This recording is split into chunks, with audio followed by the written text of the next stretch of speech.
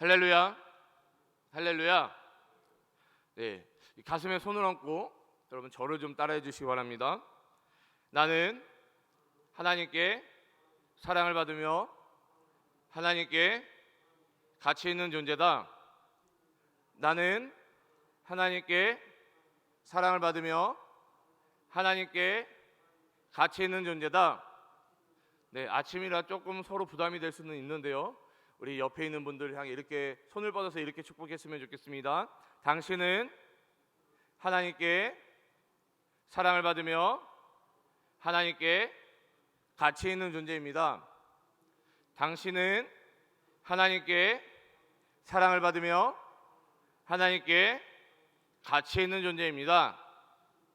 네, 여러분 한 사람 한 사람이 하나님께서 여러분을 사랑하시며 여러분을 가장 가치 있는 존재로 여기심을 꼭 기억하시기를 주님의 이름으로 축복합니다. 오늘은 이 사도행전 20장 이 말씀 중에 특별히 7절에서부터 이 12절까지의 말씀을 중심으로 오늘 말씀을 좀 살펴보고자 합니다. 함께 말씀을 나눌 때에 성령 하나님께서 오늘의 말씀을 조명하여 주시고 또한 깨달은 말씀을 붙잡고 기도하는 시간이 되기를 주님의 이름으로 소원합니다. 이 오늘 본문 이 사도행전 20장 7절부터 12절까지는 우리가 너무나도 잘 알고 있는 이 내용이 나타나 있습니다. 다락방에서 이 바울이 이 말씀을 강론할 때에 졸음을 이기지 못하여 이 3층에서 떨어져 죽었다가 다시 살아난 이 유두고, 청년 유두고의 이 사건이 오늘 이 사도행전 20장 7절에서 12절 가운데 나타나 있습니다.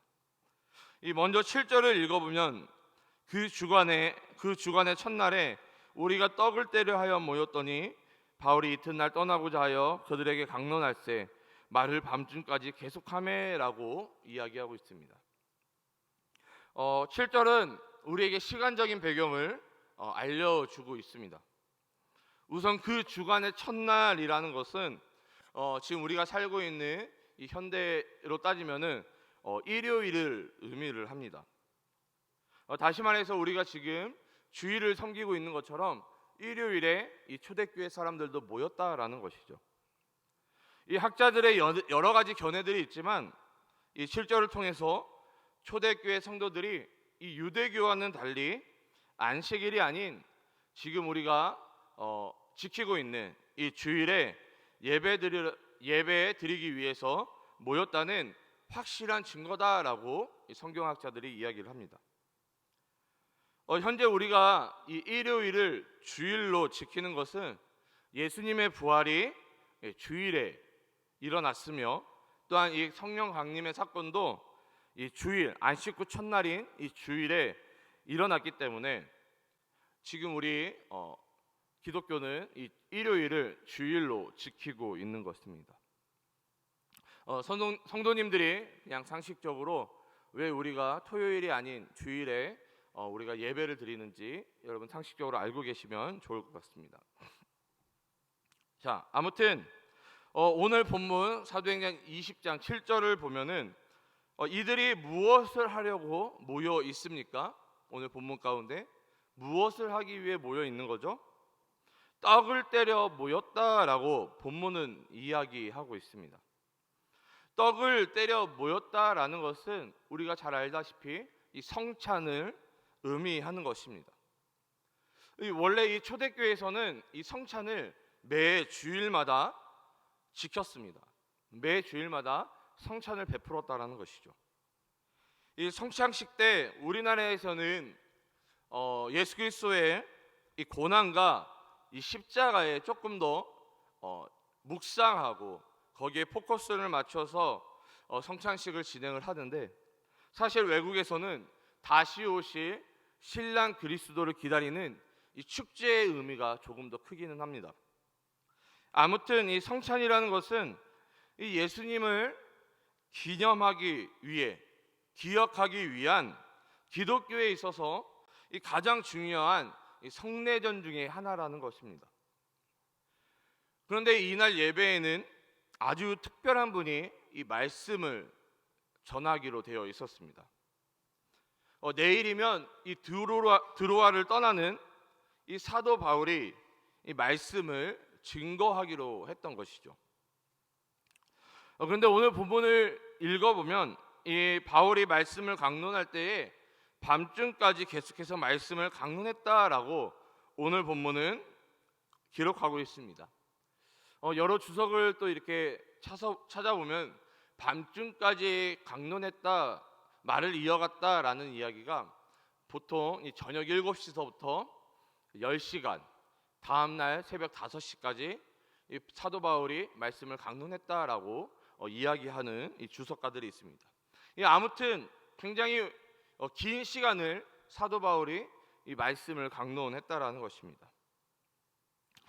계속해서 이 8절을 읽어보면 우리가 모인 윗다락에 등불을 많이 켰는데 라고 기록되어져 있는 것을 우리가 볼 수 있습니다. 아마도 이 해가 떨어지고 밤중까지, 깊은 밤중까지 이 사도 바울의 말씀이, 그 말씀의 강론이 계속되니까 그 어두운 다락방을 밝히기 위해서 등불을 켰던 것 같습니다. 그런데 그냥 한두 개의 등불을 킨 것이 아니라 많은 등불을 켰다라고 오늘 본문은 이야기하고 있죠. 자, 이러한 상황 가운데 오늘 본문의 주인공인 이 유두고가 등장하게 됩니다. 9절을 읽어보면 유두고라는 청년이 창에 걸터 앉아 있다가 깊이 졸더니 바울이 강론하기를 더 오래 하매 졸음을 이기지 못하여 3층에서 떨어지거늘 일으켜 보니 죽었는지라 라고 9절은 이야기하고 있습니다. 자, 먼저 오늘 본문은 이 유두고가 청년이었다는 사실을 우리에게 알려주고 있습니다. 자, 그런데 우리가 여기에서 한 가지를 좀 살펴보고 넘어가야 되는 것이 있습니다. 자, 여러분, 이 드라마 좋아하시나요? 혹시 드라마 장르 중에 이 사극이라는 장르가 있는데요. 여러분, 이 사극을 보면은 혹시 뭐 돌쇠, 아무개, 개똥이 이런 이름들이 나오죠.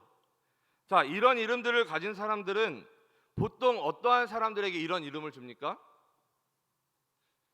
종이나 이 노예들에게 이런 이름을 붙여줍니다. 마찬가지로 이 유두고라는 이름은 이 당시 이 헬라 시대 때 이 하층민들 가운데 흔히 찾아볼 수 있었던 이름이라고 이 성경학자들이 이야기를 합니다. 다시 말해서 이 유두고는 청년이었지만 그의 신분은 하층민, 다시 말해 이 비천한 지위에 있었던 사람임을 우리가 이 이름을 통해서도 알 수가 있는 것입니다. 자, 그러면 우리가 이 유두고가 비천한 지위에 있었던 사람이라는 것을 통해서 이 초대교회의 어떤 모습을 우리가 유추해 볼 수 있습니까? 이 초대교회에는 이미 이 사회적 지위에 대한 이 경계가 허물어져 있음을 우리가 유추해 볼 수 있는 것입니다. 이 고린도전서를 통해서도 알 수 있듯이 이 고린도 교회의 성찬에 대한 문제가 있었지만 이 고린도 교회를 통해서 알 수 있는 것이 무엇입니까? 예수님을 나의 구주, 나의 하나님으로 고백하고 영접하였다라고 한다면은 이 교회 안에서는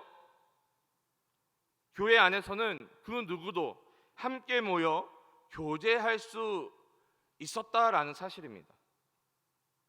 이 마찬가지로 이 누가복음과 이 사도행전을 통해서도 알 수가 있는데요. 이 누가복음과 사도행전을 누가 기록했습니까? 누가 기록했죠? 누가가 기록을 했습니다. 자, 그러면 이 누가복음과 사도행전의 수신자는 누구입니까? 이 누구를 위해서 썼어요? 누가가 이 누가복음과 사도행전을 누구를 위해 썼습니까? 이 데오빌로라는 사람을 위해서 썼습니다. 이 학자들마다 이 데오빌로라는 사람이 실존했던 인물이다, 아니다라는 견해의 차이는 있습니다. 그런데 오늘은 그게 중요한 것이 아니라 이 누가복음과 이 사도행전을 살펴보면 이 데오빌로를 대하는 이 누가의 모습에 큰 차이가 있다라는 것이죠. 어떠한 차이가 있을까요? 누가복음에서 데오빌로를 대하는 누가의 모습과 사도행전 가운데 나타난 이 데오빌로를 대하는 누가의 그 모습의 차이가 있는데 어떠한 차이가 있는 것일까요? 이 누가복음에는 이 데오빌로 각하라는 호칭이 붙어 있습니다. 하지만 사도행전에는 데오빌로여라고 이야기를 하고 있다는 것이죠. 누가복음에는 데오빌로 각하여라고 이야기하고 있지만 이 사도행전에는 데오빌로여라고 이야기하고 있다는 것입니다. 자, 그러면 이러한 차이가 왜 있을까요? 아마도 이 누가가 누가복음을 썼을 당시에는 이 데오빌로라는 인물이 아직 이 믿음이 성숙하지 않았기 때문입니다. 이제 막 교회의 일원으로 등록이 된 것이죠. 그렇기 때문에 이 사회적 지위를 교회 안에서도 이 누가는 인정해주고 있는 것입니다. 그러나 이 사도행전이 쓰여질 당시에는 데오빌로가 이미 믿음이 어느 정도 성장했으며 또한 교회의 일원으로 열심히 봉사하고 있었을 것입니다. 그렇기 때문에 이 데오빌로에게 더 이상 사회에서 통용되던 이 각하라는 호칭을 빼고 이 그리스도 예수 안에서 형제로서 이 데오빌로를 대하고 있는 것이죠. 이렇듯 여러분, 교회 공동체가 어떠한 공동체인지를, 교회가 어떠한 곳인지를 우리는 분명히 알아야 하는 것입니다. 교회는 사회와 다르다는 것이죠. 사회에서 가지고 있는 시스템을 교회에 그대로 접목시켜서는 안 된다는 것입니다. 이 교회 안에서 사회적 지위는 중요한 것이 아니다라는 것이죠.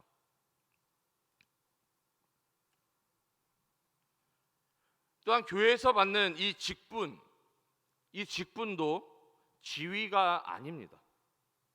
여러분, 사도행전 6장을 살펴보면 이 교회에서 7 집사를 세우는 장면이 나타납니다. 이 초대교회에서 7명의 직분자를 세운 것이죠. 여러분, 이 직분자를 세운 이유가 무엇입니까? 시간이 있다면 이 사도행전 6장을 살펴보았으면 좋겠는데, 이 7명의 직분자를 세운 이유가 무엇입니까? 이 말씀과 기도를 맡은 사도들이 이 구제하는 사역에 매진하다 보니까 이 말씀과 기도하는 사역에 소홀해졌던 것이죠.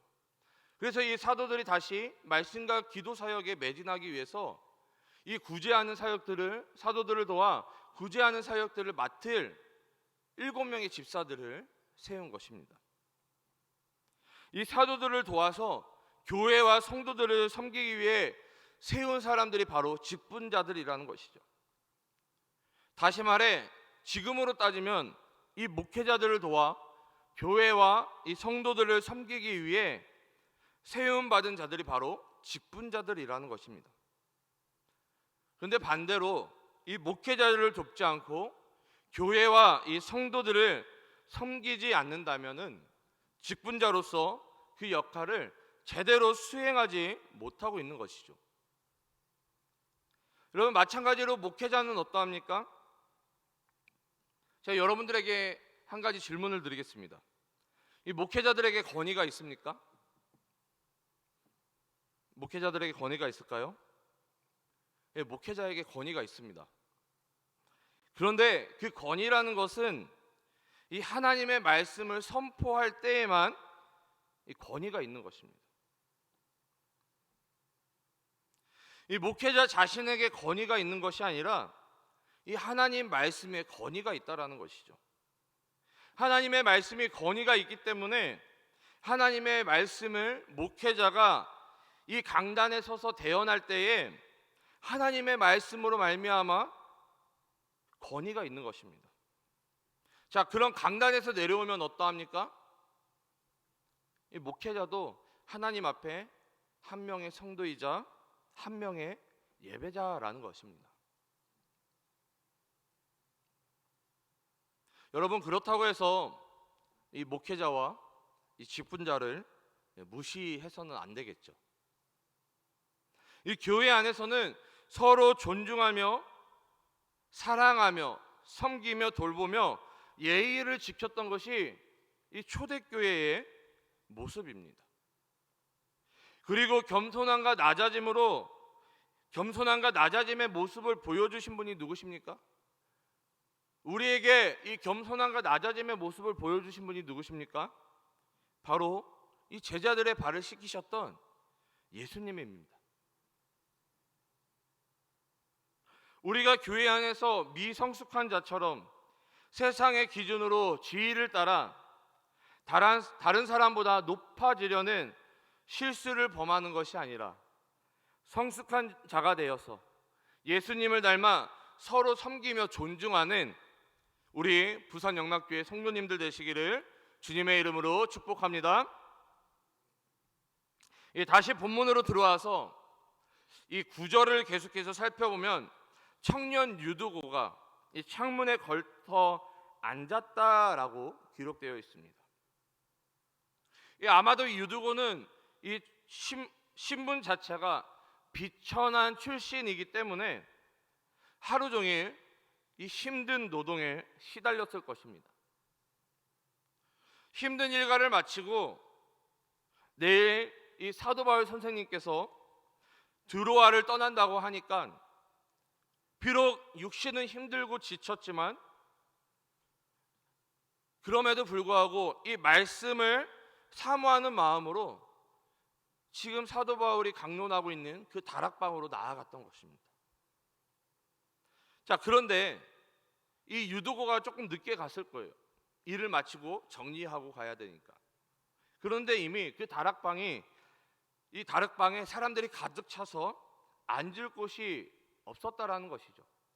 그렇기 때문에 어쩔 수 없이 이 창문에 걸터 앉아 있었던 것입니다.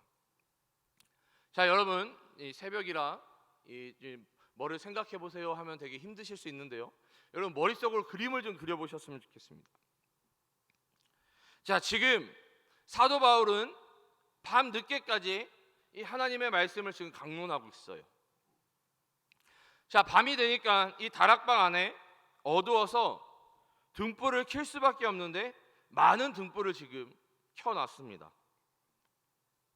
자, 다락방에 많은 사람들이 모여 있고 많은 등불을 켜게 되니까 뭐가 점점 줄어들고 점점 뭐가 많아져요? 점점 뭐가 줄어들어요? 산소가 줄어들게 되죠. 그리고 뭐가 점점 많아질까요? 이 사람들이 호흡하면서 내뱉는 이산화탄소. 그리고 등불이 타면서 뿜어져 나오는 이산화탄소가 많아졌을 것입니다. 자, 이 산소가 부족해지고 이산화탄소가 많아지면 어떻게 돼요? 점점 사람들이 졸립기 시작합니다. 졸기 시작한다라는 것이죠. 이미 육신적으로 이 고된 노동을 통해 이 피곤한 상태이다가 산소가 부족하고 이산화탄소가 많아 결국 이 유두고는 졸음을 이길 수 없었던 것입니다. 이 졸음을 이기지 못한 유두고가 어떻게 됩니까? 이 3층에서 떨어지게 되죠. 그런데 여러분, 우리가 인생을 살아가면서 이해할 수 없는 부분이 이러한 부분이라는 거예요. 유두고는 이 하나님의 말씀을 사모해서 그 말씀을 듣고자 비록 육신은 지치고 힘들었지만 그 몸을 이끌고 이 다락방에 왔다라는 것이죠. 그런데 말씀을 사모한 결과가 뭐라는 거예요? 떨어져 죽었다라는 것이죠. 여러분, 왜 하필 이 3층이나 되는 곳에서 안으로 떨어지는 것이 아니라 밖으로 떨어져 죽었을까요? 여러분, 만약에 성경이 이렇게 쓰여졌다고 하면 어떨까요? 이 유두고가 졸음을 이기지 못해 떨어졌는데 다행히 하나님의 은혜로 밖으로 떨어진 것이 아니라 안으로 떨어졌다. 그래서 안으로 떨어져서 크게 다치지 않고 이 유두고가 정신이 번쩍 들어 그 다음 아침까지, 날이 밝기까지 하나님의 말씀을 열심히 경청했다라고 하면은 여러분 우리가 성경을 읽을 때 얼마나 편히 읽을 수 있습니까? 하지만 오늘 본문은 이 유두고가 3층에서 떨어져 죽었다라고 분명하게 기록하고 있다라는 것입니다. 이게 우리가 성경을 읽을 때에 우리의 마음을 참으로 어렵게 한다라는 것이죠. 또 어떤 성경학자들은 이렇게 얘기합니다. 유두고가 죽은 것이 아니라 3층에서 떨어져 그 충격으로 죽은 것처럼 혼절한 것이다 라고 이야기하는 사람들이 있어요. 근데 여러분, 지금 이 사도행전을 기록하고 있는 누가의 직업이 무엇이죠? 누가는 의사입니다. 자, 그럼 유두고가 죽었다라고 사망 선고를 한 사람이 누구예요? 바로 의사인 이 누가가 유두고의 이 사망 선고를 한 것입니다. 다시 말해서 뭐 죽은 것처럼 혼절한 것이 아니라 의사인 누가가 사망 선고를 한 것처럼 이 유두고는 실제로 3층에서 떨어져 죽었다라는 것이죠. 자, 계속해서 이 10절을 읽어보면 바울이 내려가서 그 위에 엎드려 그 몸을 안고 말하되 떠들지 말라 생명이 그에게 있다 하고, 이 유두고가 3층 창문에서 떨어지자 이 바울이 내려가서 이 유두고 그 몸 위에 엎드려 이 유두고의 몸을 안았다라고 본문은 기록하고 있습니다. 이 위에 엎드려라고 번역된 이 헬라어 원문을 살펴보면 아주 특수한 상황에서만 사용된 이 단어라는 것을 알 수 있습니다. 이 구약에서 이 엘리야가 사르밧 가부에 죽어있는 아들을 살릴 때, 그리고 엘리사가 이 수넴 여인의 죽어있는 아들을 살리기 위해 엎드렸을 때 사용되었던 이 단어가 동일하게 오늘 본문에도 사용되고 있다는 것이죠. 동일한 용례로 동일한 용법으로 사용되고 있다는 것입니다.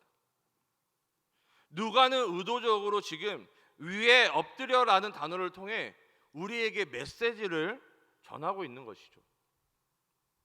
여러분, 이것은 뜻하지 않은 죽음에 대한 이 애통한 마음이면서 이 유두고의 죽음이 죽음으로 끝나는 것이 아니라 이 유두고를 다시 살아나게 하실 이 성령의 역사와 이 하나님의 기적을 누가는 이 단어 속에 지금 숨겨놓고 있는 것입니다.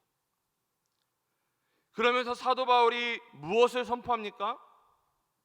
이 갑작스런 청년의 죽음으로 말미암아 우왕좌왕하는 사람들에게 떠들지 말라라고 진정시킵니다. 그러면서 유두고가 살아있다라고 선포하고 있는 것이죠. 그런데 여러분, 이 유두고가 죽었다가 살아난 이 사건이 무엇을 하려다가 시작된 사건입니까?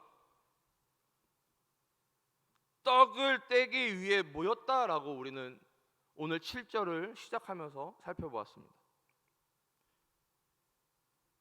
우리가 위에서 살펴보았지만 떡을 떼는 것, 다시 말해 성찬을 통해서 이들은 예수 그리스도를 기억하고 기념하기 위해 모였다라는 것이죠. 예배하기 위해 모였다라는 것입니다. 우리는 예수 그리스도의 죽으심과 부활하심으로 말미암아 구원을 받게 되었습니다. 이 드로아의 성도들은 어쩌면 성찬의 의미를 깊이 이해하지 못하고 있을 수도 있었다라는 거예요. 이들이 매주 성찬은 하지만 성찬의 진정한 의미, 그 깊은 영적인 의미를 이들이 경험하지 못했을 수도 있다라는 것이죠. 그러나 오늘 이 유두고의 죽음과 그가 다시 살아나는 기적을 통해서 우리가 죄로 인해 죽을 수밖에 없는 죽은 존재이지만 예수님으로 말미암아 구원받았음을, 더 나아가 예수님처럼 부활하게 될 것을 아마 이 드로아 성도들은 깨닫게 되었을 것입니다. 그로 인해 오늘 본문에서는 중단되었던 이 성찬이 다시 진행될 수 있었던 것이죠. 단순한 의식이 아니라 하나님을 향한, 예수님을 향한 이 감사함으로 성찬에 참여할 수 있게 된 것입니다. 이들은 단순히 성찬에 참여한 것으로 끝나는 것이 아니라 날이 셀 때까지 이야기하였다라고 오늘 본문은 기록하고 있습니다. 이들의 성찬에 이은 식사의 교제를 하면서 밤이 새도록 무엇을 이야기했을까요? 분명히 하나님을 찬양하고 하나님께 감사했을 것입니다. 이들은 정성을 다해 하나님을 예배했을 것입니다. 우리 주 안에서 사랑하는 부산 영락교회 성도 여러분, 하나님은 여전히 우리 가운데 일하시고 역사하십니다. 여전히 우리의 인생을 책임져 주십니다. 그러나 우리 또한 최선을 다해 하나님을 예배해야 하는 것입니다. 하루 종일 고된 육체 노동으로 집에 가서 쉴 수도 있지만 이 유두고는 육체의 쉼보다는 영혼의 갈급함, 이 영혼을 채우고자 했던 것입니다. 이 하나님의 말씀을 사모하고 예배하고자 이 다락방에 지친 몸을 이끌고 하나님께 나와왔던 것입니다. 여러분, 지금 이 코로나로 인해서 하나님을 온전히 예배하기에 너무나도 힘든 상황입니다. 하지만 이럴 때일수록 우리의 신앙과 믿음을 굳게 지켜야 하는 것입니다. 비록 함께 모여 예배할 수 없지만 여전히 말씀을 사모하고 이 예배자의 삶을 살고자 노력해야 하는 것입니다. 이 담임 목사님께서 말씀하시는 것들이 있어요. 비록 예배당에 모여서 함께 예배할 수 없지만, 비대면 예배이기 때문에 함께 예배할 수 없지만 시간이 되시는 분들은 시간을 내어서 교회 예배당에 나와 기도할 수 있다라고 말씀하셨습니다. 여러분, 우리가 비대면 예배이기 때문에 함께 모여 예배할 수는 없지만 시간이 되시는 분들은 이 예배당에 나와서 여러분을 위해서, 교회를 위해, 또한 이 나라의 민족을 위해서 기도해 주시기 바랍니다.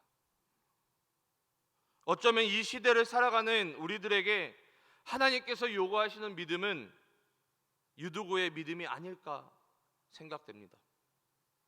말씀을 사모하고 예배를 사모함으로 하나님이 찾으시는 한 예배자가 우리 부산영락교회 성도님들 되시기를 주님의 이름으로 축복합니다.